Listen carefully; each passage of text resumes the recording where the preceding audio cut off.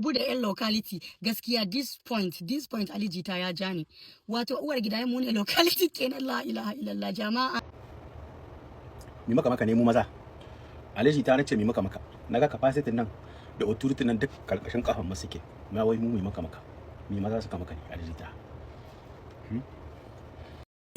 A daidai lokacin da shahararren mawakin soyayya wato Ali Jita ya mayar da martanin sabon wakar Amare bayan wakar uwar gida da yayi inda Amare suka koka masa, to ko yanzu tsakunni bata kare ba domin kowa magidanta maza sun koka akan wannan sabuwar wakar ta Amare har ma da ta uwar gida da ta tsufa, inda suka ce to su mi suka yi masa ko su yi masa hadaka kuɗaɗe ne. To jama'a barkanku da yau, barkanku da sake kasancewa da mu a cikin sabon shirin mu. Idan yau ne ka fara zuwa wannan tashar tamu to kar ka manta ka daure kada na mana subscribe sannan kai like don ci gaba da samun shirye-shiryen mu cikin lokaci. Ga dai labarun ɗaya bayan ɗaya.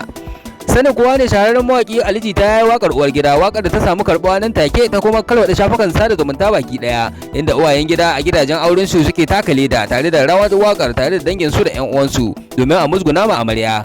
Jim kaɗan Ali Jitan ya ƙara rera wata sabuwar wakar amarya wadda amarin suka ce sun yi fatali da wakar, amma fa yanzu Ali Jita ya ƙara musu wakar da suka gamsu da ita inda ma suka yaba mishi tare da jin daɗi, wakar da suka ce lalle ta bence waccan wakar ta uwar gida.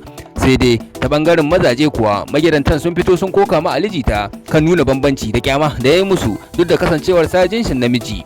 Magidantan sun tambayi Ali Jita shin wai nawa ne matan suke bashi uwar gidan hamma da amarya har yake musu waka, har ma suka kira su da mata da kwailaye, inda suka kwatanta amarya a matsayin kwaila suka kwatanta uwar gida mace.